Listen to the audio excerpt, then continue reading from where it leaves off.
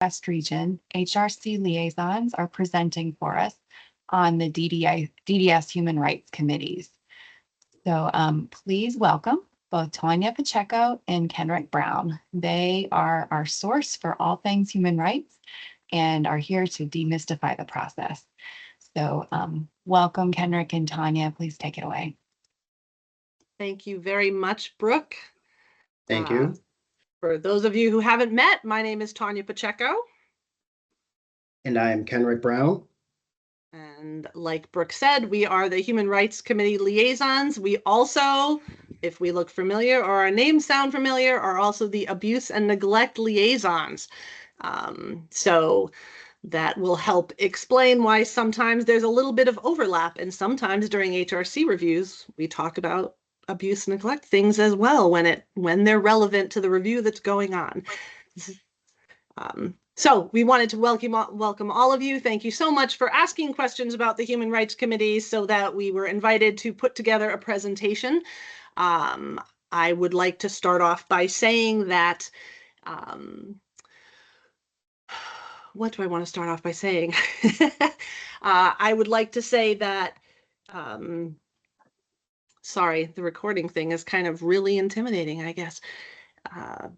Just that we know that there's 3 regions of DDS. That's where I was headed. We know there's 3 regions of DDS, and it's 3 totally separate committees with 3 different liaisons and 3 different groups of volunteers. So the HRC committees don't always operate exactly the same, and we are always trying to work on that. So going through the process of putting together and creating this PowerPoint was very helpful. The reason only 2 regions are here presenting is that the 3rd region right now, the North, currently is without a HRC liaison. Therefore, that's why there's only 2 of us. But with this created and other things, will make sure we always strive to be consistent. We're always up for conversations, and we do understand, and sometimes people do express, hey, how come this region looks at this but not so much that other region? So we always strive to try to be consistent, and it's always a work in progress. So we'll start off by saying thank you all for understanding. So here we go. I'll try not to mess up again. But like Brooke said, if you have questions, feel free to throw them in the chat. We won't look at them during it because clearly I'm nervous enough. We'll look at them at the end and then go through them, or you can ask a live question at the end if you prefer. Absolutely. So, all right, Kenrick, whenever you're ready. All right. Okay, so our agenda for today is to talk about human rights, to talk about the committee and the makeup of the committee, talk a little bit about the procedure and the key definitions for Human Rights Committee, how to request a review, talk about the components of a complete packet, introduce a new HRC submission guide that's hot off the press and will be distributed to you if you would like it, talk about the outcomes that come about at HRC, the provider responsibilities, talk a teeny bit about HRC versus PRC, talk about DDS's procedure on the use of video and audio technology, then get into a little bit of best practices, and then questions and answers. And we'll try to get through all that with plenty of time for questions. So a lot of you probably know this, but it's really good to talk about all the time. So human rights. Human rights are fundamental rights, especially those believed to belong to an individual and in whose exercise the government should not interfere. And we are the government in this case. So just going over what human rights are, those that involve equality. People have the right to live, to work, to have accessible transportation, education, leisure. They have the right to respect. Actually, this ties into abuse and neglect a lot. One of our slides in the abuse and neglect, one of our PowerPoints is that once you lose respect for an individual, the abuse and neglect will follow shortly. So respect is key. We're going to talk a lot about respect today and value. People have the right to liberty, the right to make choices, to take risks, to move freely around, whether it's in their environment, in the community, on the internet sometimes, and they have the right for safety. They have the right for freedom of expression, freedom of speech, freedom of choice. Voting, it's an election year, so individuals that we support do have the right to vote. And we should be supporting them in that unless it has specifically been taken away from them for some reason. Freedom of expression, the ability to communicate in a way that works for them. We shouldn't be always forcing people to try to communicate in a way that works for us. I know it's hard. Sometimes people have different languages. And obviously, best practice, we strive to have individuals working in those homes that do speak other languages as well, instead of trying to force them into one way of communicating. Freedom of association, freedom to have relationships, freedom to be safe within those relationships and within the community if they're joining groups. The freedom and the right to give informed consent. A lot of the individuals we support do have guardians in place. However, guardianship is written such that they should be conferring with the individuals. I know that doesn't always happen. However, both the guardian and the individual should be provided information so they can make an informed decision, just like we would like in anything in our lives that we make decisions about. Freedom to associate with different types of organizations, even if those don't jive with what you believe in or things that you think are right. This is about the individual and their rights, not yours. Privacy, the right to have dignity and control, the right to have confidentiality, to control some of the sharing of information. We often talk about a lot of very personal things about an individual, and if the individual has the ability to allow them to control what information is shared, how. I know sometimes we do need a lot of that information, but maybe we don't need it in front of an entire team. So give them some control over how that information is shared, whether, part of the IP that involves the personal questions happens before the whole group gets there and then the case manager has it, or however that looks. Just understand that people do have a right to have privacy.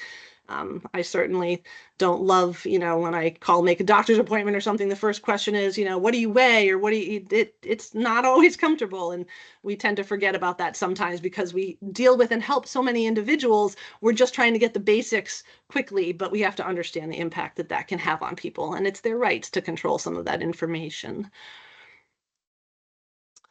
Other types of rights, another way to look at them, we talked about being safe, the right to work or have something to do during the day that they want to do, the right to have a home and a family. I know a lot of agencies and DDS, we run homes, we run group homes, we run CLAs, CRSs, but it's hard what we need to remember and always reinforce is that while this is where we go to work, while this is where staff go to work, this is an individual's home. They live there. Staff leave at the end of their shift, but this is home for the individuals that are there. So we need everyone to respect that and recognize it and knock and ask permission to do things or to go into places because this is where they live. It might feel like this is my job site, but it's really not. It's someone's home if it is a residential setting. They have a right to education, right to access, right to a political life, right to new attitudes. As the world changes and views things differently, they have a right to be seen in different ways.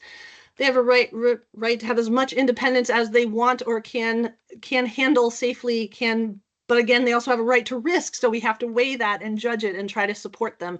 And I know we have a great team, and HRC works with PRC when we need to, and we work with the clinical directors to debate and talk about risk and things like that. Because we want the people to do very well. And rights also include those uncomfortable things that are a little bit uncomfortable for us to talk about related to sexuality, expression, the exercise of sexuality. Those are things that the individuals we support are entitled to.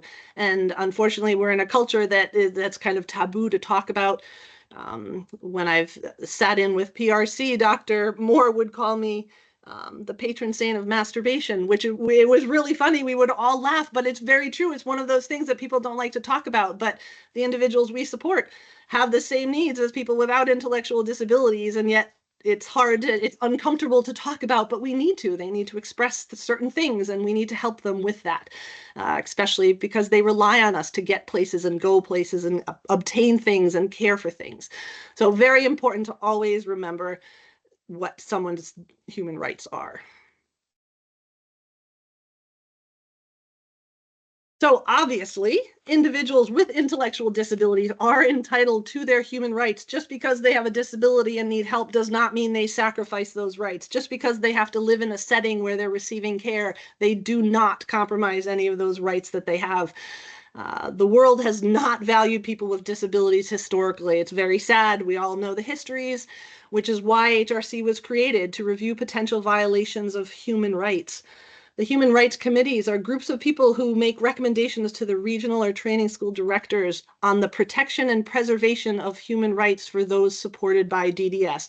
So that's our goal. We want people to be successful. We want people to maintain as many human rights as they can. In all these supportive settings where all the providers, DDS included, we're all doing our best to try to keep them safe and give them everything they need. But we also have to remember that we need to preserve as many rights as possible. We can't put everybody in a bubble and protect them their whole life. Not everyone wants that. So we have to identify and weigh all the time. So that's the charge for the Human Rights Committee, is to help make recommendations. And our goal is to protect and preserve as many of those rights as possible.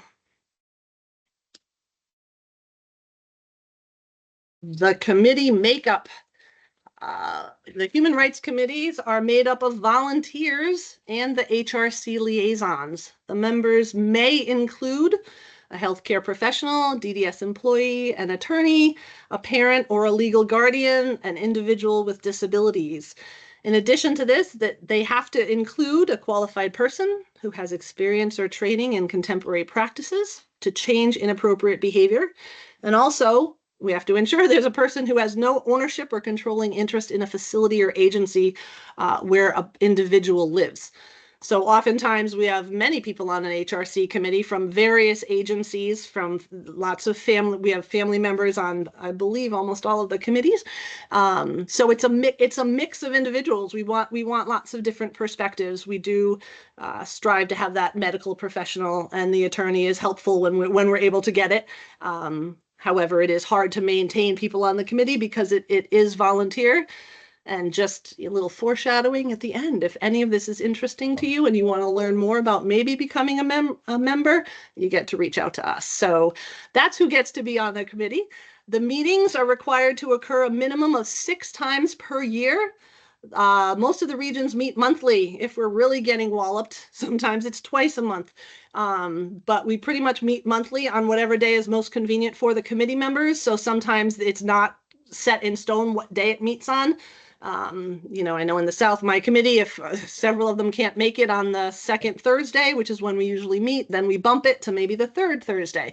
So we try to make it convenient to make sure that we have a full committee available. I believe Kenrick's region, I think they meet on the first Thursday of the month. Sometimes at the end of the year to catch up, we do in the West, when I used to be in the West region, we do a whole day. I'd buy pizza and the Human Rights Committee would camp out the entire day to kind of wipe out any that had been left over or anything. So we try to do what we need to do to meet the needs to get through the requests that we have for review. The HRC procedure, there is one. It's in the DDS manual, which is on the website. It's IFPR 006. There are some important definitions in there that we're going to talk about, like restrictive, intrusive, and aversive. But what I would love to say here is just that as we move on in the presentation and just in general work life, when we talk about HRC, we tend to just refer to restrictives, and we sort of call everything a restrictive. And that's just an easier way for us than to say restrictive, aversive, intrusive. That's a lot of things to say. So we tend to ball everything into the larger restrictive category, which can be confusing, and we try not to do it, but it does happen. For example, someone will say, oh, it's not restrictive. It's just an alarm on the exterior door. Tanya can still go outside. Yes, I understand that. Thank you for explaining. However, it's intrusive, not restrictive. We just tend to put things under the header of restrictive because now the person lives in a house where something's going to ding every time someone goes outside the door. Kind of old school, but I remember years and years ago going to multiple facilities and all you heard was this wicked loud dinging from all the door alarms that were in places. And I had such a headache when I left, and I was like, people live here. Like, this is their home. Imagine, an alarm every time you go somewhere in your house and everyone in the house has to hear it. So we do tend to just say things are restrictive. However, we're going to go over the definitions, all 3 right now, so you know them. And again, these are all in the In the manual under the procedure, they also, I believe you've already been provided with the PowerPoint, and they're in there as well. But a restrictive intervention, is an intervention that prevents an individual from having access to specific categories of objects that are likely to be dangerous for the individual or others. This is locked sharps, locked toxins, locked cleaning supplies, weapons, locked incendiaries, or restrictions to matches and lighters, things like that. These are restrictive interventions. You're taking something away from someone usually for the really right reasons, but we're still taking something away. It can also apply to behaviors which are considered unsafe or harmful, like smoking and or dietary restrictions. Those of us who go to the doctor all the time for physicals and stuff, they always say, hey, you should stop smoking. Hey, you should lose 20 pounds. Hey, you should exercise more. Those aren't doctor's orders. We're all told that, and then we each get to ignore them in our own way. So just because a doctor says that doesn't automatically mean it has to happen for your individual. However, if you have someone who is smoking and it is life-threatening and imminent and all these other things, then maybe a smoking restriction is needed, and they don't have money to buy all those cigarettes because Lord knows cigarettes are quite expensive. So there does need to be some assistance in moderating or limiting or even restricting some things. This does not include dietary restrictions such as food consistency that are ordered because they're going to choke and things like that. Just to clear that up, because I know there's a lot of dietary restrictions that do not have to come through HRC. However, just if someone wants, if I'm overweight and someone only wants carrots in my fridge and I really want Kit Kats and other yummy stuff, that is a restriction on me, and that one should come through HRC for review. Restrictions like this are usually accomplished through the use of locks, doors, cabinets, etc.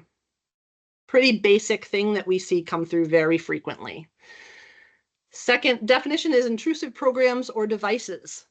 Programs or devices that provide information about an individual's physical status, well-being, whereabouts, or activity. This is done to ensure an individual's safety or the safety of the community, not merely for convenience. Intrusive devices may include monitors, door alarms, bed alarms, etc. This could also include a body or a room search. So there's some reason you want to know where the person is or what the person's doing when you're not with the person. Again, this can only be used for safety reasons and not for convenience. Just be like, oh, I don't want to get off the couch, so I want to know what Tanya's up to in her room, so I'm going to check a monitor or something. That's not the purpose of this. So that's something that's intrusive. It's in the person's environment. They can't get away from it because it dings when they go out their door. For example, we see 1 million requests for exterior door alarms. Makes a ton of sense. A lot of the individuals we support don't have the ability to be safe outside unsupervised. So that's a very basic thing that we see. We do ask questions about it, but it's quite basic. But once you take that alarm and you put it on Tanya's bedroom door, now it's much more invasive, right? Because it's not just I'm going to walk out the door and I could get hurt or lost or fall or hit by a car. Now it's every single time I go in and out of my bedroom, which is my business how often I go in and out of my bedroom. So things to consider about. Okay, that was this one. The next one is aversive procedure. Procedures that contain the contingent use of an event or device that may be unpleasant, noxious, or otherwise cause discomfort to alter the occurrence of a specific behavior or protect the individual from harming himself or others. This can include physical isolation, mechanical, physical restraint, as well as something like financial restitution. That's aversive because I want to keep my money and I don't want to pay for something that I've broken, so that's something that is aversive to me. This also includes the use of chemical restraints or restrictive procedures such as escorts, physical isolation, overcorrection, etc. This last list, the majority of these things, all physical restraint, chemical restraint, mechanical restraint on an individual, those things go through PRC because they involve physical restraint. But HRC looks at the financial restitution and a few other types of aversive procedures. But that's what we see the least of. And now Alright. it's Henrik. So we'll give Tanya a little bit of a break first. Thank you. So I will cover an overview of how to request an HRC review. So human rights requests are specific to the individuals whose behavior requires implementation of a restrictive, intrusive, or aversive procedure. The exception to this rule is respite centers. HRC can review a request for a respite center rather than an individual, given the nature of the facility and the potential needs of their visitors. The map that you are seeing depicts the three regions the state is broken into, and on the left, you have a listing of the dedicated submission mailboxes for each of the three regions. A complete package should be scanned, preferably as a single PDF, and submitted to the appropriate region. The HRC liaison will contact you to confirm the packet is complete upon scheduling the packet for HRC review. What is needed for a complete HRC packet? First, an HRC request for review is needed. So that's the form that you are seeing on the screen at this moment. This form provides an overview of the individual, the HRC need, the measures previously taken prior to the need being requested, and the plan for how the request will be fated. This form also provides a checklist of the information/documents needed for a complete packet as well. Lastly, the person submitting and other persons who will need to be contacted when scheduling the review should be listed at the bottom of this form.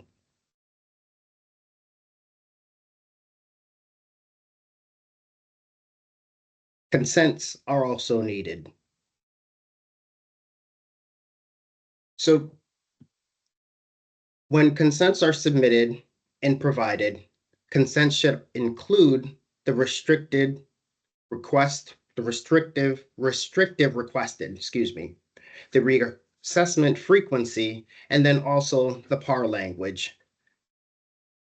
If the restrictive is for housemate, consent should clearly indicate such. If the restrictive affects housemates, the consent for the affected housemates should also be obtained. Consents are valid for 1 year from date signed, and consent submitted with the package should be current. As noted on the slide, other consent forms are acceptable as long as they contain the description of the restriction, the rationale, the reassessment frequency, as well as the PAR language. So we do see different versions of consent submitted. As long as they contain all of the components, they are accepted.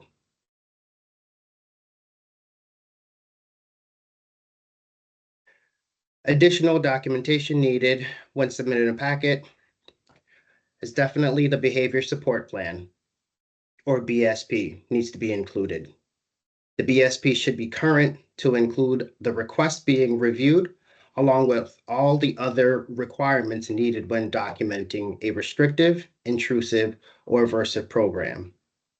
If the individual has no behaviors of concern, a behavioral guideline should be included with the packet. Data is also needed.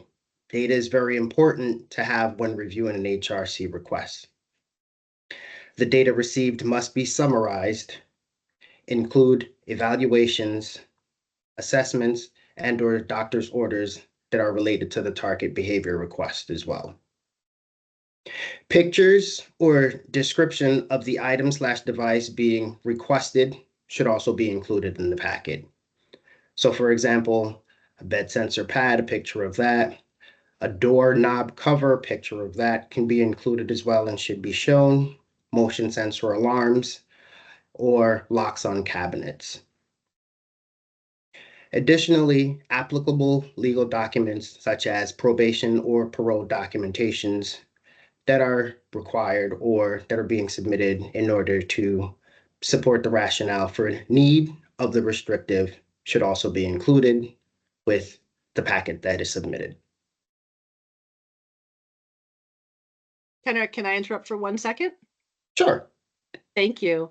If photographs are being submitted for what is being requested, just a recommendation, if it's something the person wears on their body, it's very helpful to send a picture of it on their body. For example, a harness or a vest, arm splint, something like that, mitts.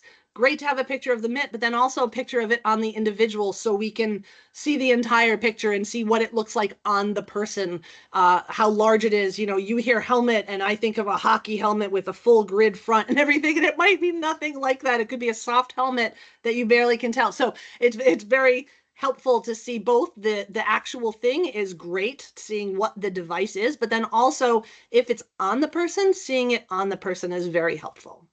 Thank you. Thank you. So to support the HRC review and submission process, a 2-page reference guide was created.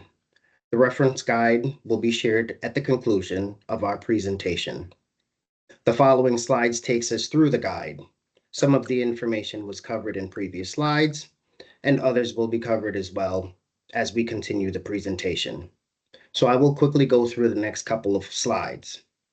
The guide lists out that a request for review form is included. So as you can see, number 1, the request for review, we need to make sure that all sections of that review is completed in full, ensuring that the restrictions in the FADE plan matches across all documents, the request form, the behavior support plan, and also the consent. Once again, include pictures or description of the device, as Tanya shared. If it's something that is a wearable device, pictures of it being worn by the individual is preferred. Include the last HRC outcome sheet. If referred for full HRC review from PRC, please submit the PRC outcome form as well. If feedback from previous review is not incorporated, include an explanation as well. So number 7, which is the audio and video monitor information, will be covered in more details later in the presentation. However, audio and video monitors request they should follow guidelines as specified in the use of audio and video monitor technology procedure. When submitting the paperwork, list all presenters and their email contact information for who should be invited to the presentation as previously discussed. And then lastly, ensure that the complete packet is shared with the appropriate regional HRC and the mailbox are identified below. Once again, consents. Consent should include the restrictive, the reassessment frequency, PAR language, and also if the consent is for a housemate, it should be clearly stated. And if the housemate is impacted, consents for being in a restrictive, intrusive, or aversive environment should be obtained. And lastly, consent should be valid.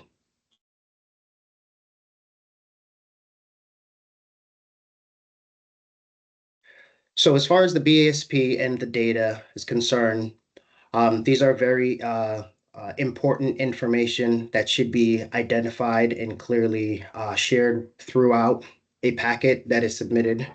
So please include phase change lines or an interpretation/summary of data since the last HRC. The BSP should address the functions for each target behaviors to include precipitants, stressors, situations, patterns, etc. Include any separate BSP referenced guidelines or protocols. Attach the level of supervision document to the behavior support plan submission, if not included in the BSP. Include skill development and teaching strategies as they relate to the need for the restriction and how it would relate to a FADE plan. Include replacement behaviors. Include summarized data. So once again, data is very important. Both numerical and graph data is asked for on all target behaviors, both maladaptive and adaptive.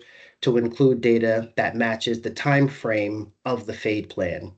So for example, if the FADE is 0 for 2 years, 2 years of data is necessary. However, if the restrictive is new, include all data from the start of the restrictive to the present and ensure to present a summary of behavior prior to the implementation of the restriction.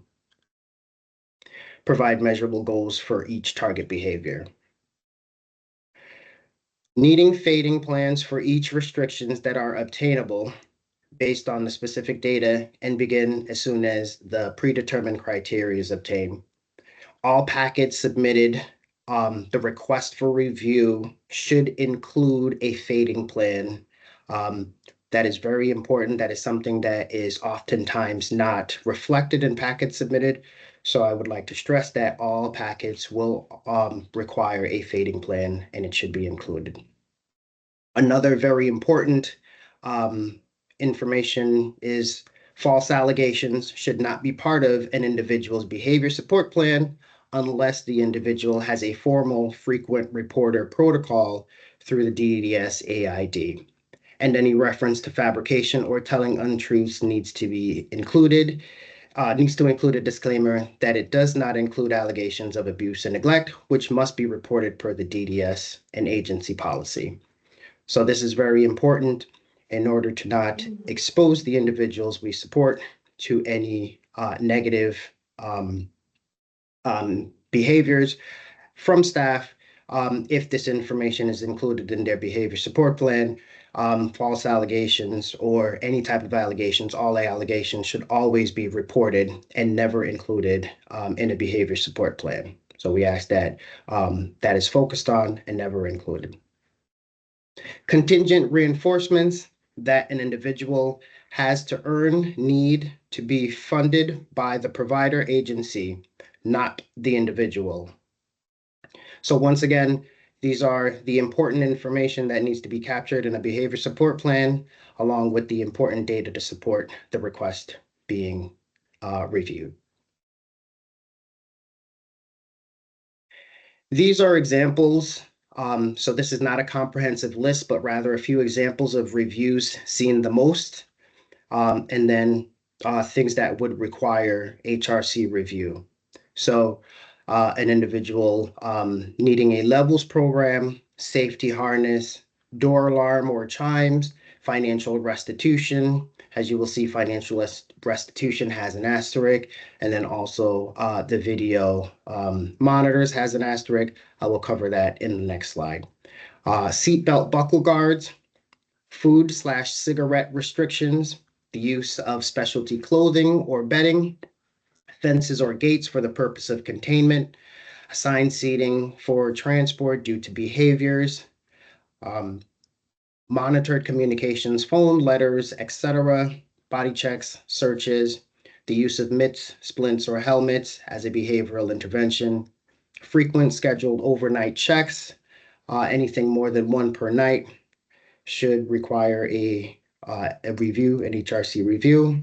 Locked areas within a home, day program, refrigerators, drawers, cabinets, anything locked should also will require HRC review. And then searches of rooms, belongings, clothing with the intent of discovering/removing items. Phone, TV, internet, media, community access restrictions. These are all things that would require a review by the Human Rights Committee.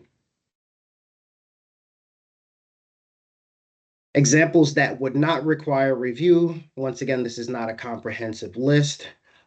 Just a few of the things that would not require HRC review are apparatus used for repositioning, not behaviorally related, room cleaning with staff assistance, bed rails that are in place due to a medical necessity, incidental body checks done unobtrusively during natural occurring times of undress, the use of mitts, splints, seatbelts, or helmets for purely medical reasons, not as a behavioral intervention, the use of mitts or blankets that an individual can use at will and can remove independently would not require HRC review. voluntary attempts to change a behavior, such as smoking or spending, as long as staff do not prevent access to items when individual demands. So, as I mentioned before, there are a few things that cannot be implemented prior to HRC and or regional director approval. And those are the few items that that were starred with an asterisk before, and that was restitution and the use of video monitoring. Those require HRC review prior to the implementation.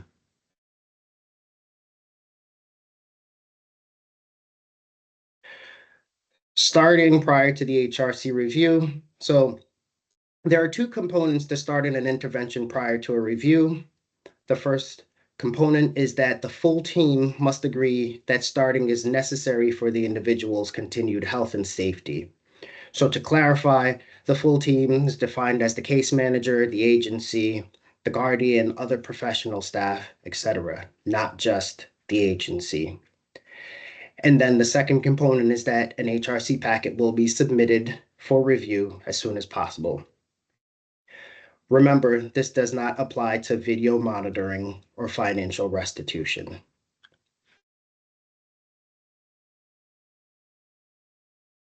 Woohoo! Thanks, Kenrick. Now it's You're my welcome. turn again. I just wanted to say that I know there's a lot of information. I know you know a lot of it, but I know some of it might be coming up as new, and I can almost hear the gasps on some things, even though everybody's muted. Again, we're all trying to be consistent within the HRC. I know things like overnight checks. I know not all the regions look into that, but we're trying to get more consistent so everyone does. Basically, from a rights perspective, just something to consider is when we go to bed at night, we get up in the morning 99% of the time fine. So having someone, I know a lot of providers just have these automatic things in place, and like blanket checks, it just says for everybody across the agency, we do 2-hour checks. Why? Like, we need to ask why. There shouldn't be blanket overnight checks.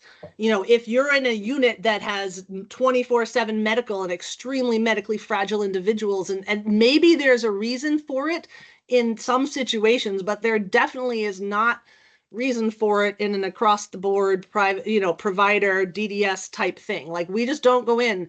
Sleep is precious. And if sleep is disturbed, then guess what? Behaviors are going to increase and other things are going to happen. And due to people's histories of trauma and things like that, triggering them at night in the dark is likely not a very good thing. So it is something we're looking into. Obviously, I know several agencies still do have some sorts of checks in place.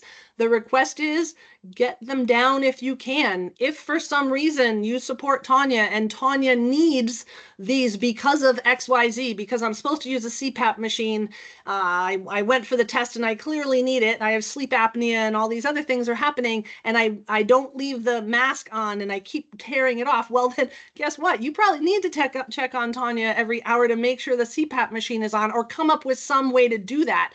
Put a little monitor so we can hear if the CPAP comes off or something. But just blanket checks overnight don't make sense, and they really shouldn't be used because they're very intrusive to the individual's privacy, to the individual's sleep. We want to make sure that we preserve things like that. Medical necessity. I know it's hard to decide sometimes what's medically necessary, because doctors, back in the day, we used to say, oh, if there's a doctor's order for it, you don't need to come through HRC. Well, guess what happened? Doctors started writing orders for everything because people would go to them and say, oh, I need an order for this. I need an order for that. And doctors just started writing them, which is why that went away. That doesn't exist anymore, that, oh, if there's a doctor's order, it doesn't have to come through.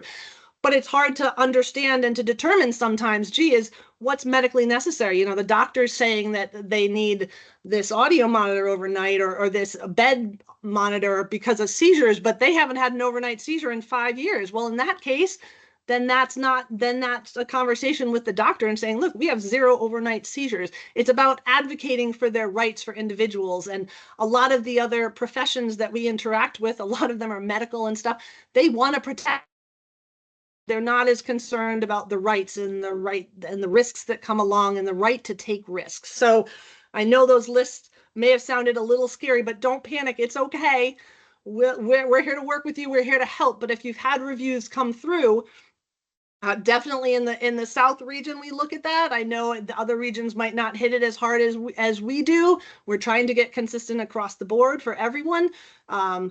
It's okay. Just whenever you're writing a plan, when you're reading a plan, ask the why. Like, why does someone need to check on Tanya every hour or every 2 hours? If they have to use the bathroom, why are we waking them up? Do we need to? There's got to be some incontinence products out there that we can use so we don't have to wake them up in the nighttime. Can we give them a little bit less drinking before bed? Lots of things that can be tried. Just imagine it's you. Do you want to be woken up, to do certain things in the middle of the night when maybe there's some other things that we can do? So I just wanted to say that it's okay. We can all take a deep breath. We're all working. It's a work in progress. We'll definitely do it alongside you and try. It's hard to not just protect. So for individuals that don't need it, we don't want to put too many things in place. So we'll leave that. And I know that we will get to those at the end and we'll do our best with them, but we're all good. We're all moving in the same direction and aiming for the correct things. Just please consider all of these things that we're saying as you are writing and moving forward and thinking of your agency or anything like that. So now my next slide, what to expect during a review. First of all, the type of review is going to be determined and relayed during the scheduling process. There are two types of reviews. It could be a presentation or it could be a paper review. Different regions use them more frequently than others. I know the South, we do a lot of presentations. If there is something that's a renewal, it's very basic, the information is crystal clear in what was presented, sometimes we'll do a paper review. I know the North region does a lot of paper reviews and many fewer presentations. I think the West kind of mimics the South, where we have more presentations come in, just so we can ask about the person, see how things are going, follow up on anything that we talked about the last time, get a sense. The committees like to brainstorm sometimes, and that's easier when it's a presentation versus a paper review. But if it's a paper review, they're not going to be scheduled to come in, and so that would be that conversation. I know when I call people, I'll say, hey, this is, it's a bed alarm. I understand why. The packet looks very thorough. Are you okay if I run it through as a paper review? I will ask that, and most of the time the provider is fine with that. The second part, if it is a presentation, be prepared to share information about the individual. In the South, we always give hints and say, please tell us about the person, who they are, how they are, and why they need the restriction being requested. We'd like to hear about the person because we don't know who the person is a lot. You get to meet the individuals. We unfortunately do not. We are behind computers and desks, and I have heard about multiple individuals for years, but I've never met them. I may feel like I know them, but the only reason I feel like I know them is because you're telling us about them, and we want you to tell us about them. And a lot of times in the presentation that you give orally to us, we'll get a really good picture because the behaviorist is there, maybe the head of the house is there, or a staff member, and we get this great picture of who that individual is. And even though we've read the behavior plan in the whole packet, so a lot of times I hear us saying, you know what, everything you just said about Tanya is amazing. I feel like I know her, but at my desk working. But none of it is in this behavior plan. So we look to make sure that information does get into that behavior plan and lead with it, because you want staff that are coming on to learn about the individual. I want staff to know that I love hiking and being outside and animals. I love all kinds of animals. I want them to know that before I want them to know that, yes, I engage in all these other types of behaviors and I put my hands places they shouldn't be, and I might hit and I yell a lot and my room is a mess. I don't want them learning that first. Imagine that. Imagine if everyone that you met, the introduction led with all the bad stuff. And then the people are just going to maybe want to try to fix the bad stuff instead of understanding who you are and now how we can support you. So that's very important. And I must say that over the decades, there's been an incredible shift, and all of the providers have responded amazingly, and 9 out of 10 behavior plans now come in with a starting paragraph about who the individual is, their strengths, their interests, what they like. It's amazing, and I want to express my appreciation for that, because it's been noticed in PRC and HRC. It's great, and the staff then, that's the first thing they find out about the individual when they start working, and it makes a difference. The next thing is be ready to answer questions about the information that was submitted. If you anticipate medical questions, please invite a medical team member to attend. I know there's nothing more uncomfortable even for the presenter than us asking some medical questions and them going, I don't know. I get it. We don't know either. That's why we're asking. But if you have a nurse or something, you know, if the restriction is medically oriented, if it's not medically oriented, then we don't need that. We ask that you're knowledgeable on the history and the efficacy of less restrictive interventions, because we always want to see that other things have been tried. We want people to be less restrictive first. So we might suggest things, and it's wonderful if you can say, you know what? Absolutely, we did try that and it didn't work because.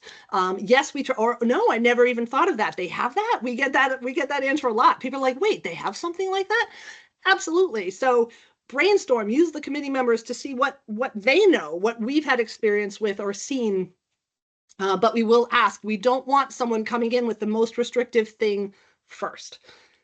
At the end of the review, the committee will determine a recommended outcome and the length of the proposed decision. Feel free to take notes, but the outcome sheet will be forwarded once the regional director has made the final decision on the request. Again, the regional director makes the final decision. Remember, HRC advises the regional director with what we think, with our purpose of preserving, protecting individuals' human rights. Different types of outcomes you can get from HRC. There's an approval with qualifications, and a disapproval. So basically, what the heck do those things mean? If you get an approval, it basically means there weren't any significant issues or concerns. There was a rationale and justification provided for the restrictions, and the documentation was clear. An approval with qualifications probably means there were some issues or concerns. Maybe the rationale or the justification may not have been strong, or maybe the documentation was unclear, or maybe there were some revisions that the committee thought, you know, would be beneficial in the plan. A disapproval usually means there were some significant issues or objections. Perhaps the rationale and or justification were inadequate, or maybe the documentation was insufficient.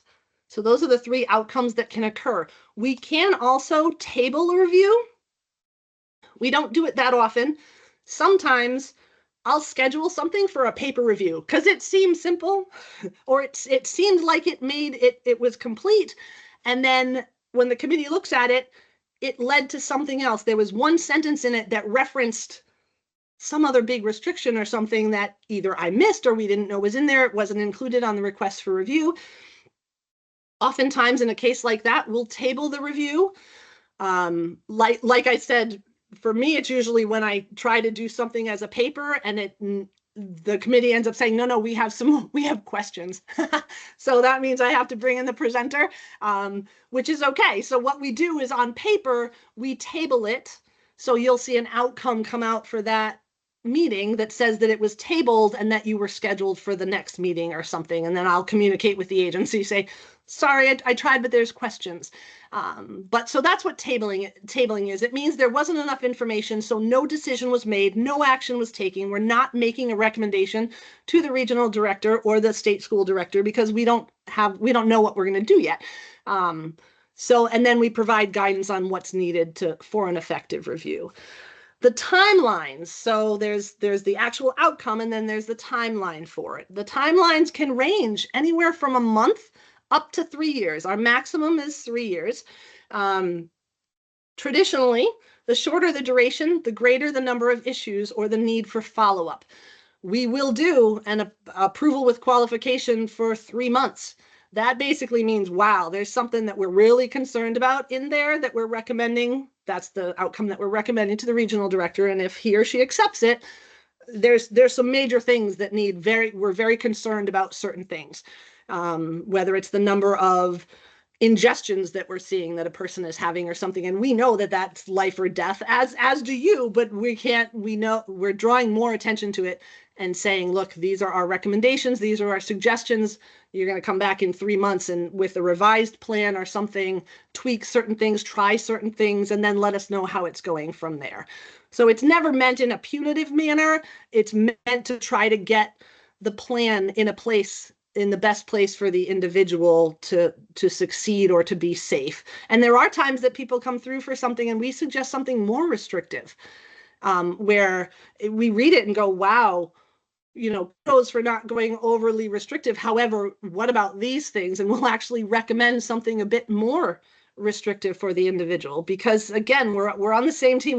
We do want them safe, and we do, you know, we want to back you up and help you. And sometimes agencies are coming through because guardians are pushing for something. And please let it be said that just because a guardian wants something does not mean that has to be. And I don't mean that in a controversial way. I just mean that so your agencies know that just because guardian Tanya is demanding that we use such and such with my daughter or my sister does not mean that the agency has to do that. It's getting into, well, what are the concerns? And is the home maybe seeing those same concerns? Or was this a behavior from when the person was a child and doesn't exist and we don't see it at the group home in any way? And, you know, if she's worried, maybe the guardian's worried about ultimately me getting out of the house and getting hit by a car or something. Well, then let's try exterior door alarms. But maybe the guardian wants like video monitors and alarms on my bed and a bedroom door alarm. But if the agency has zero data and you haven't seen any of that, we don't want you jumping to that to start. So it's a matter of working together. And I totally get, and I don't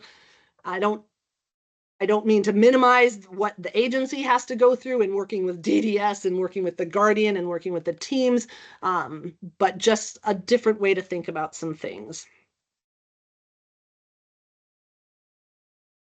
Provider responsibilities, as we said, submit a packet for an initial review.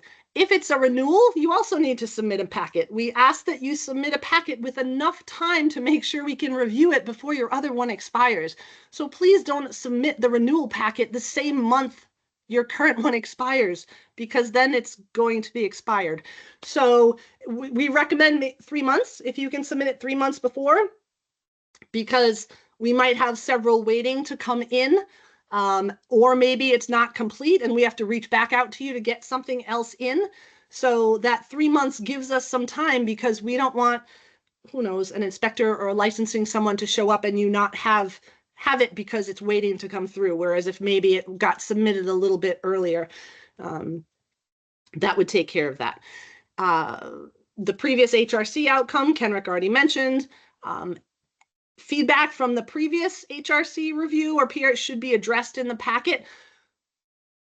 We don't know it all. HRC does not know it all. Like I said, we don't know the individuals like you know the individuals. So we might have said some stuff that makes no sense, that you went back. What we ask is that you go back and you bring it to the team, the full team, including the case manager and everybody that's part of that interdisciplinary team, and you talk about it.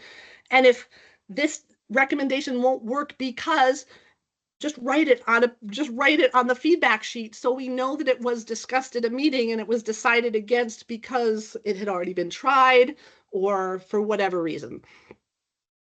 Please list all the restrictives, even if some currently have approval. For example, you came through 9 months ago for 3 things and got approval, but now, oh, here's a new behavior, here's a new something. We're going to add a behavior, we're going to add a restriction on. So you're coming through just for that new one. Please list all of them, because then we see the whole package and then we give you a new date that includes all of them. And what that does is it gets rid of having multiple return dates for the same person, which is very confusing, and it will ultimately end up leading to something being missed along the line. And we don't want that to happen for you. So list everything on each request, whether it's HRC, whether it's PRC, so the teams get to see, the committees get to see the full package of restrictions that are in place. Be prepared to present the request and speak about the individual and their needs. Sometimes it's hard where a behaviorist might be away, so they send in a different behaviorist. That's challenging if they don't know the individual at all. If you're asked to fill in for someone else, ask them to give you a paragraph about the individual that you can read to HRC, because it doesn't help us if the presenter doesn't know the individual at all. But we totally understand that, look, people get time off and this is how things work. Great, but who can you bring? Or can the group home manager come, or someone from the day program? Can they come to answer questions if they do come up? All right, I think this is one of my last ones. So HRC versus PRC. Basically, HRC, we look at intrusive devices or restrictions and some aversives, whether or not there's a BSP. There might not be a BSP. As Kenrick said before, if you're coming through for a restriction and the person has no BSP, we still need some sort of a behavioral guideline. The reason for that is now you have a restriction. So the behavioral guideline has to include information about the restriction as well as the FADE plan that's going to be used for it. If you have an individual who has no behaviors of concern and you have no restrictions, then you don't need a behavioral guideline and you don't need a BSP because they don't need one. But as soon as you're asking for a restriction, then you need some sort of a guideline that's going to talk about what that restriction is. So that's when we request that behavioral guideline. And whether sometimes the intrusive device is used as a consequence, and that we review things like that too. There's another way that HRC gets involved, and that is if we get a complaint that there's a human rights violation or concern regarding an individual's human rights, the Human Rights Committee can get involved in that. Someone will notify the liaison that, hey, Tanya's plan has so many restrictions and she's never been through HRC. And, I talked to so-and-so and they said, leave it alone or whatever. So that's where the human rights liaison gets to then reach out and ask the agency to submit something to send me the BSP so I can look at it and I can see if there are or are not restrictions in there and see if they come through PRC with them, and look into it. If there hasn't been any review of them, then we can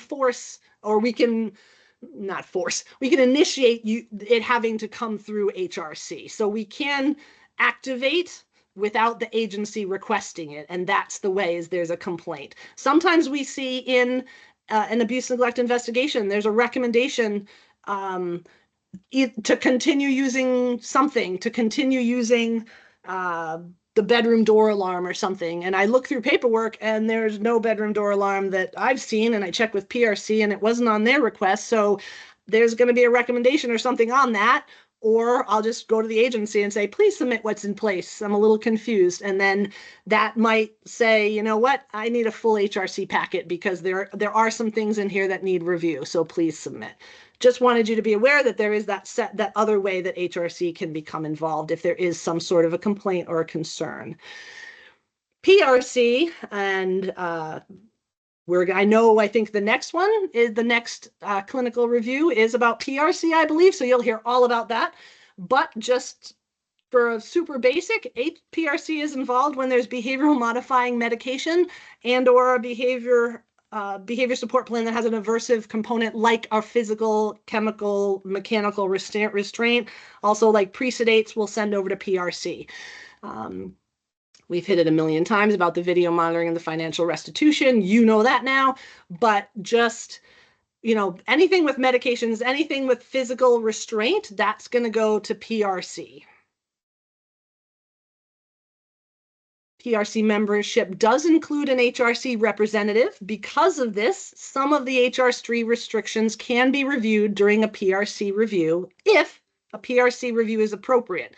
I say that because you can't just skip HRC and take solely an HRC review to PRC, because trust me, PRC is way the heck busy enough with the ones that have multiple medications and physical restraint. So you can't just use PRC for HRC.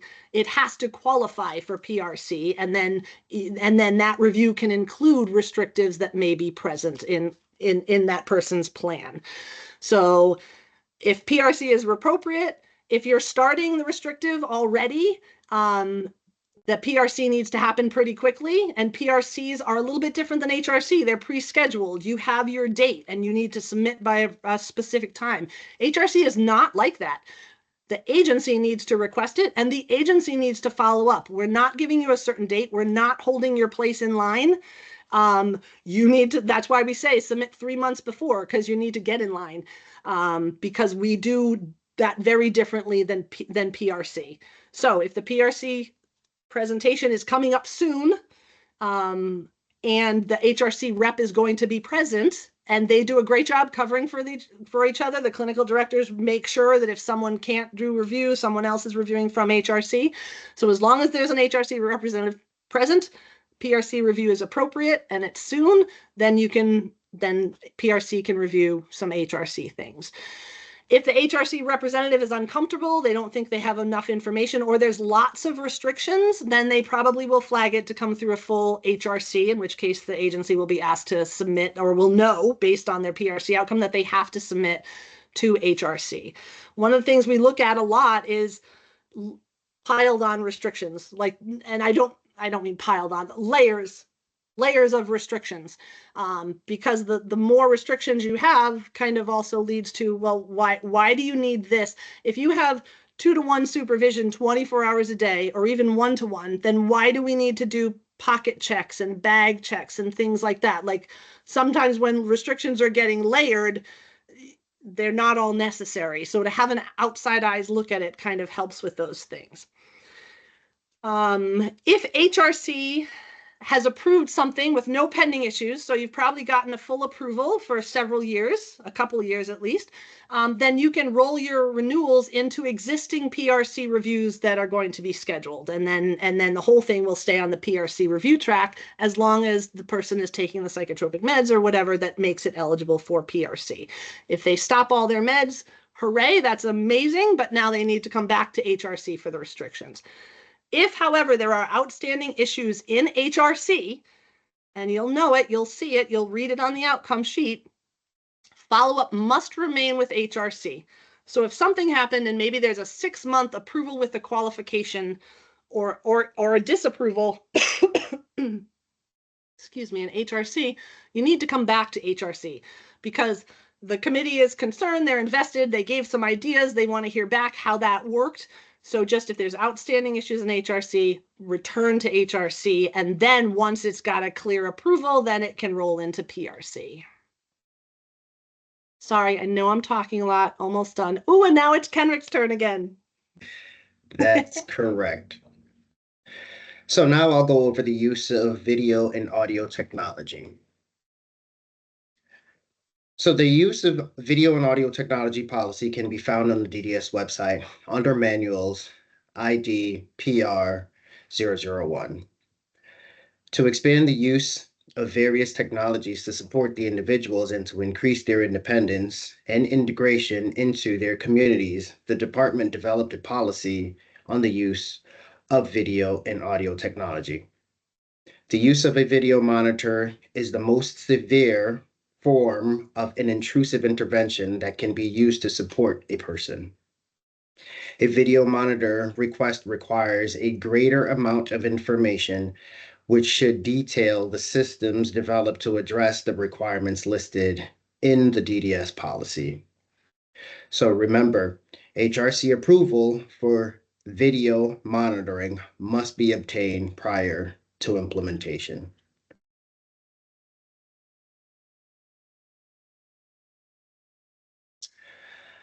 Subsection 7 covers the following information that is important to note. Exterior cameras are viewed as a security feature and do not require HRC review. Video cameras in vehicles used to transport and non-recording video or audio devices used to enhance the independence of an individual who lives alone, which is when the device's use has been agreed to by the individual's planning and support team. Those do not require HRC review. However, written consent for each individual affected is required, and prior written notification of the DDS of use should be shared with the DDS regional director or designee.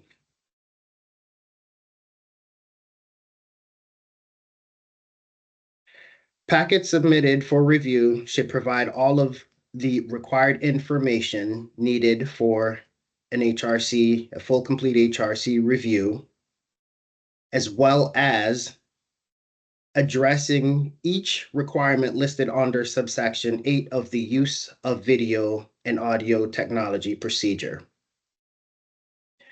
Anything not covered in the subsection 7 shall require review and approval by the DDS HRC committee.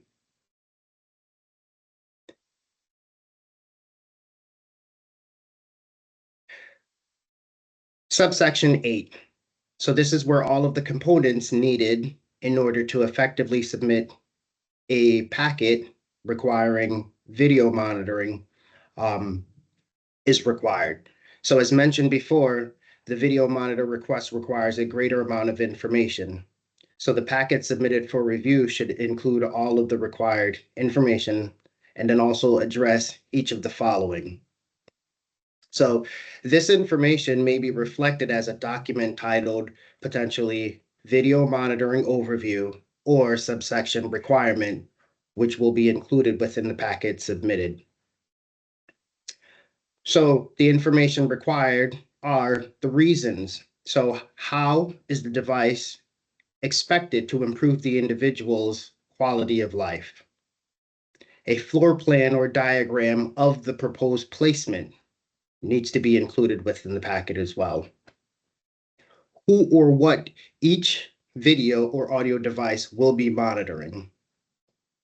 Also, what type of video camera being installed. So some of the features of the camera intended to be used. So if it can record, does it have audio, can it zoom? Those are very unique features that should be identified within the information needed to submit for a complete packet. Frequency of any video or audio recording, the frequency of the use of the audio or video monitoring technology should also be included, related to the intervention plans. So to address the suspected instances of or abuse or neglect or inappropriate behavior. Also, listing the less intrusive measures that have been taken prior to protect the health and safety of the individual, requesting the use of the video and audio technology.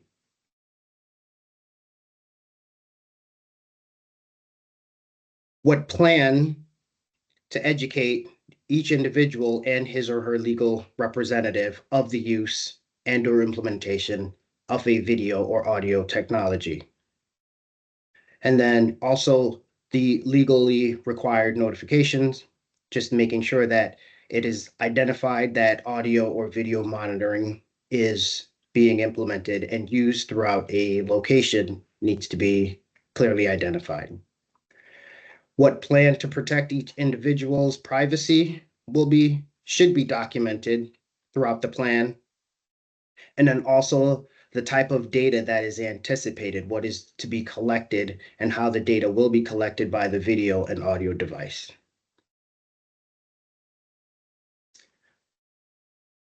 Additional technology supports that have been explored.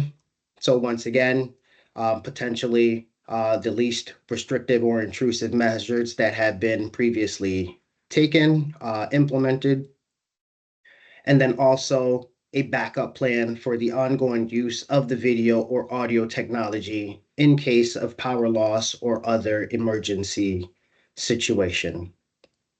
So once again, as I mentioned before, the use of the video monitor is the most severe form of an intrusive intervention, and with its implementation comes great responsibility. So it's important that we ensure all other avenues of support has been exhausted before deciding to implement a video monitoring program for someone we support. Tanya? Thank you, Kenrick. Just to play off that, in the abuse and neglect arena, we see when video cameras fail. We see video cameras tend to be the elusive, oh, if we had the video camera nirvana, everything would be okay. We'd be able to watch everything. Staff would be all over everything. It's not. They don't watch. They stop watching. They get used to it. You know, behaviorally, we think behaviorally to change the staff's behavior. Hey, if we put cameras in, they'll behave better. They'll stop doing X, Y, and Z. No, they won't. They'll find ways to not. We just had an intake yesterday where, you know, someone said, oh, just go to the bathroom. There's no cameras in there.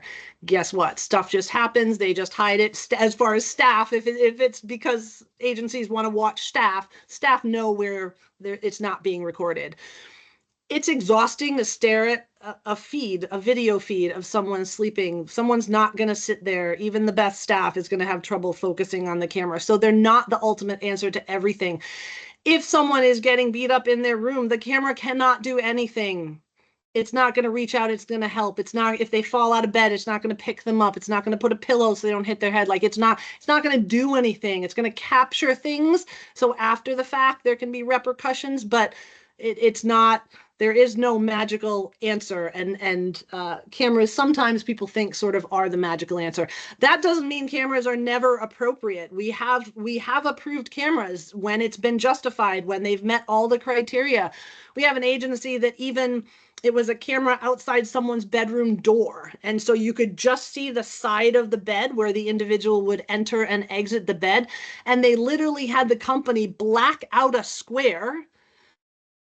So if the individual perhaps stood completely up, you couldn't see the majority of their body, because the goal of the camera was just so they could see if the person was getting up. So that, you know, so again, we're taking an intrusive device and using it as least intrusive as possible. We're always trying to get to that least amount of intrusion, the least violation of the right.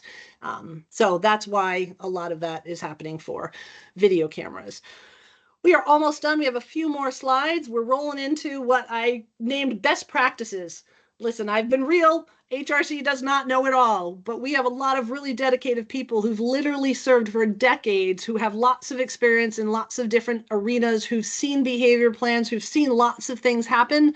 There may be members of HRC on this listening right now, and I want to say thank you, because those people that do help do an amazing job, and they're volunteering all their time, and they're so committed and everything. So I felt the need that I needed to put in some best practices and things like that. And a lot of you do this already, and thank you. Those of you who write behavior plans, those of you that review them or have people work on them, whatever, thank you. A lot of you guys do this. You are a lot of the reason for these changes and for us saying, wow, that's amazing. There's an agency that I just love that they put an individual's picture right on page 1 of the behavior support plan. I think that's awesome. It's great because I get to see what the person looks like. Just little things like that. And that doesn't mean everybody needs to start using their pictures on them, but just neat things. So please take what you will. I offer them as suggestions, definitely as best practices. The first thing we talked about, respect and people with disabilities not being valued through history. So please, that you ensure that value is relayed in the work you do and the programs you create, because we cannot assume that everyone values the individuals we support. In the world today, anyone who has interviewed staff for direct care staff for anything, the world is different. People aren't coming to work in the field because they're passionate about the field.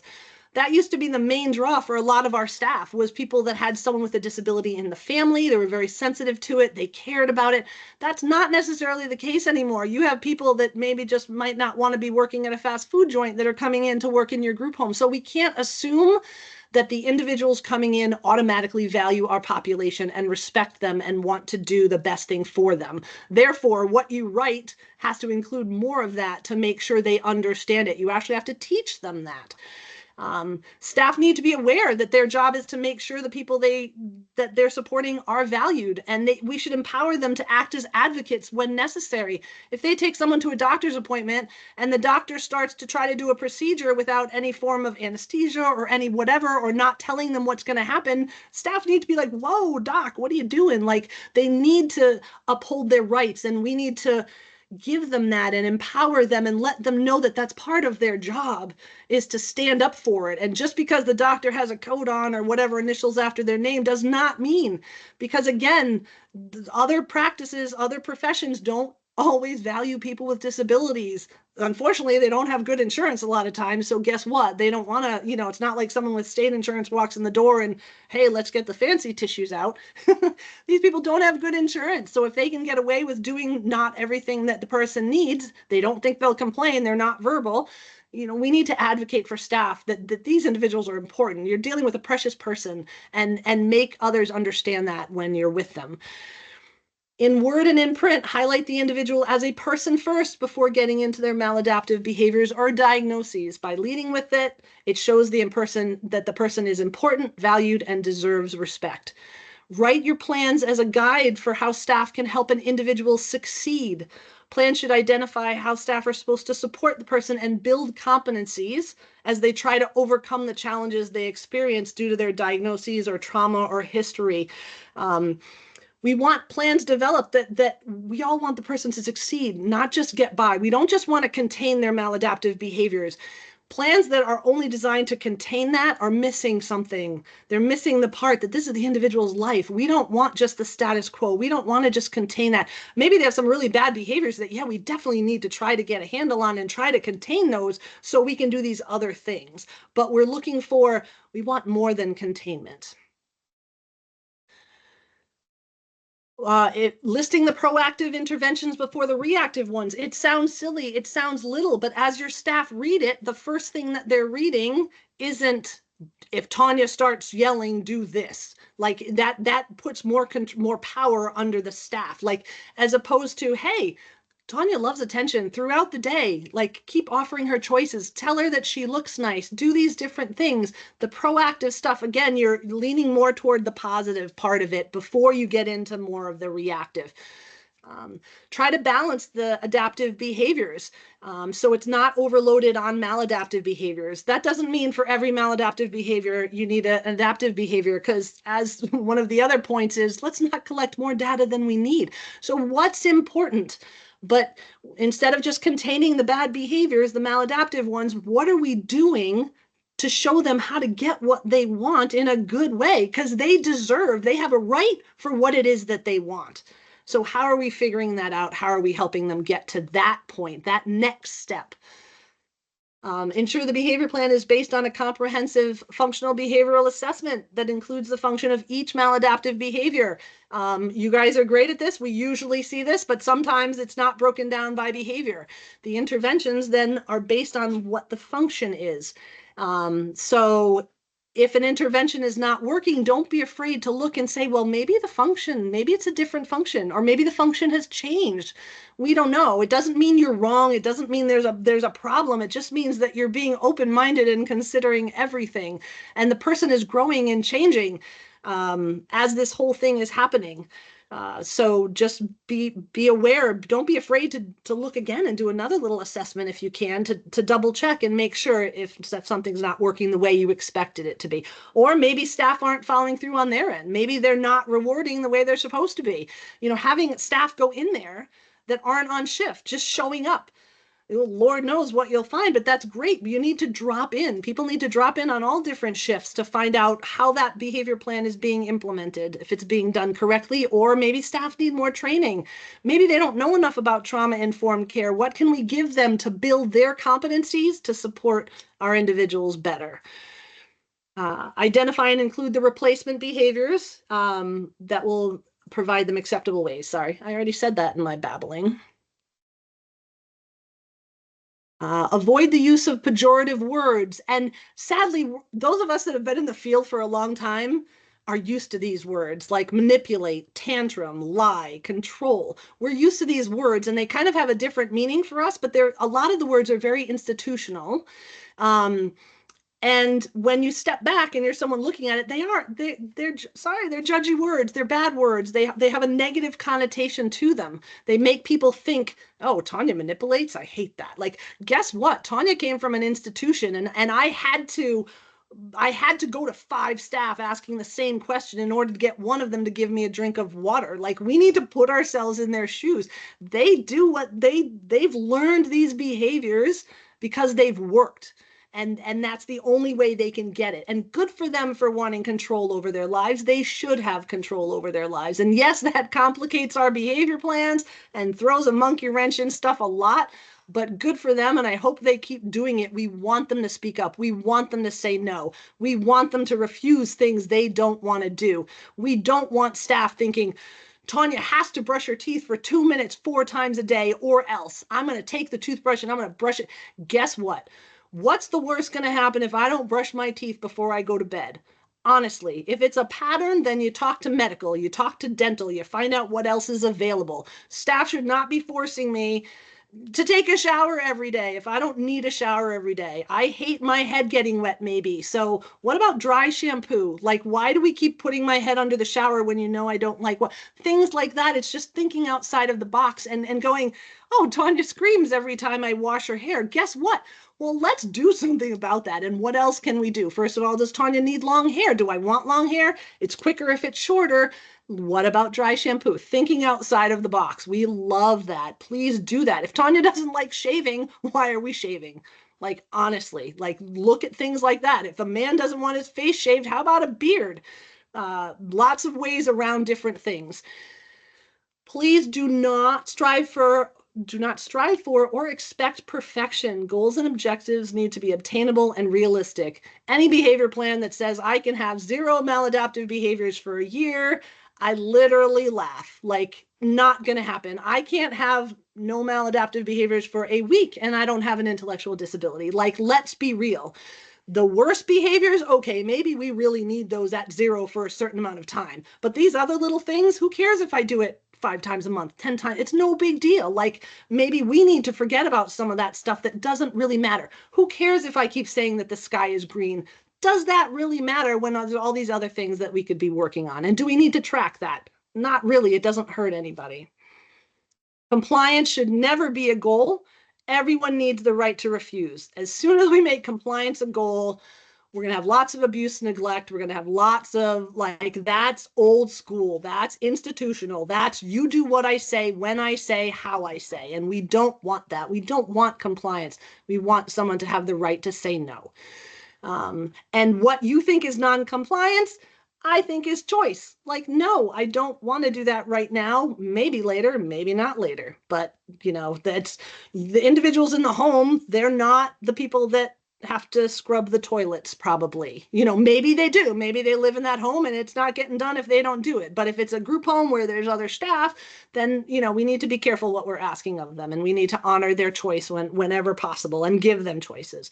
We want to use age-appropriate and person-first language. Don't talk about diapers. Don't talk about baby monitors. Don't talk about child safety locks, their vehicle locks, their incontinence products. Person-first language, always talk about the individual before the disability. Pretty much as soon as you put a D on the end of the word, you're not using person-first language because you're using that to explain the person first. Avoid acronyms like SIB and AWOL when more specific language can better identify a specific behavior. You know, writing in the plan that when I display SIB, you need to do this or that. Just say, when I hit my head, you know, when I hit myself in the head, do this. That's easier for staff to understand. I understand that self-injurious behavior is a way to speak about larger behaviors or clusters of behaviors, but don't name it SIB. Name it what it is. You know, I bite my finger and I hit my knee, or whatever it is. AWOL, unless they're military, they don't need special permission. So things like that. So you'll see, and historically, I'm sure lots of you are laughing that you've always heard us say things like that. And the plans are getting way better, and I definitely appreciate it. And then, just about done, strive to have the BSP be a document that accurately reflects the individual in the present time. Don't get me wrong, historical information is great, but I am 52 years old. Does it matter how I was born? Does it matter what type of delivery I had when I was born? If it was a C-section, or does that matter in my life right now as a 52-year-old woman that you are supporting? Probably not, unless it does, unless I was then dropped and then there was a if there's no reason for it, it does not matter how I came into this world in my 52-year-old behavior support plan. So let's get rid of that. Historical information can have value, but it doesn't all have to reside in the current behavior support plan. Talk to the case manager. There's other places where that information can be preserved, and it should be preserved within DDS a lot of times. If there are key things that affect who the individual is today, then yes, those parts need to be included. Don't be afraid to start a behavior support plan from scratch. We see behavior support plans that are 20 years old frequently. Think about yourself. How much have you changed in 20 years? Are the things that you need to work on today the same things that you needed to work on 20 years ago? Probably not.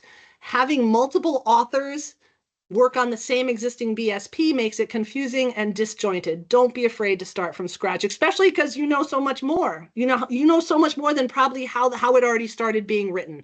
Sometimes it feels easy to put a Band-Aid and fix something, but it often doesn't work at the end. And again, here's the part about data. Try just to be selective and track what is important. We want some positive stuff in there, but having a lot of non-quality data doesn't help anything either. And I think that's the end before I get to say, yay! Okay, if anyone is interested in joining, you can see that human rights, it's something to be passionate about. It's something to be dedicated about. I personally definitely am. We love our members to care about it. So if you do find that you are interested in perhaps joining a human rights committee, we would love to have you. Just contact the liaison in the region that you're interested in serving. And you could email Kenrick and I, and we could even cover, since we have no North person right now, you could email us and just we'll start a discussion about what it's like, what it might be, how much time it entails. And I know that there's room on some of the committees. Definitely the South region could use some extra people on it, but it would be great. We would love to have you. And if there's not room now, maybe another time. And then we get to end. These are our emails in case you need us, or in case you want to email us asking about anything. I know there's some questions in chat. I know we're close to the end. I just want to say thank you, as I have looked at some of the questions in chat, and I'm going to throw out a few answers to you, and people can reach back out to me or Kenrick and I or whatever. As far as the voting question, what do we do? How do we know about if a person can vote or something? Talk to their case manager, find out if there is something in the record that does prohibit them from voting. Other than that, how they can get help at the voting site or anything, I would reach out to Disability Rights Connecticut. When they used to be part of OPA, we had a big project called Every Vote Counts, and we did a lot of voting advocacy. So my guess is Disability Rights Connecticut, which is the new non-federal abuse and disability rights agency in the state of Connecticut, I bet they have something. So look up Disability Rights Connecticut if you want to find out. I'm sure there's people at the voting sites that might be able to help to provide some accommodation if it's needed. A home owned by parents, if it's getting DDS funded, it has to come through HRC. So if the parents bought it and people get to live there for free and no DDS money is involved in it, then okay, then they can do what they want. But if there's DDS funding involved anywhere in that, it should come through HRC. Sleep data is important if there are certain diagnoses or if the person is on sleep medication specifically for things. Yes, so in those cases, sleep data is important. But are frequent overnight checks the best way to collect that? Is there a less intrusive way to collect the data that you're seeking? Think about that with your team. Repositioning every 2 hours overnight, does that need to come through HRC? No, but please make sure it's really necessary overnight for that period of time, and make sure there is an order written for that if it is there. Locked areas in the home. The smallest area possible should be secured if it's for office or anything. Obviously, medications need to be locked. We tend to go with livable area. For example, if the basement's locked, but it's not livable, sometimes there's like a big freezer down there and it's concrete. That's okay to lock because it's not livable or usable area. However, if the downstairs of the group home is being used for an office and it's a fully refurnished, carpeted, TV down there, bathroom down there, but only staff are allowed, that's a problem because it's part of the individual's house that they're paying to live in. It's really their house, not your house. So I understand that in offices there are things that need to be secured, but it should be in the smallest amount of space possible. And doctor's orders. What if a doctor orders something that the agency or the team doesn't agree with? Advocate, advocate, advocate. If they're saying they need to use a helmet because they have drop seizures, but in 20 years they've never had a drop seizure, advocate against it. Reach out to DDS, reach out through the case manager. We'll check with our medical people. We'll talk about risk and help you make a decision. I'm sorry that was so rushed. I was just on one of the breaks when Kendrick was talking. I was trying to read. So I hope some of that helps. I'll be quiet now. Thank you both so much. That was wonderful, very informative. And I know it produced a lot more questions as always, but I'm sure people will be reaching out to you both, and we really appreciate your time. And as was commented, your enthusiasm for, protecting the rights of our individuals, because we all, are on the same page with that and wanting them to have, none of their human rights infringed upon unless it's absolutely necessary. So thank you both. We really appreciate it. Thank you all A so pleasure. much.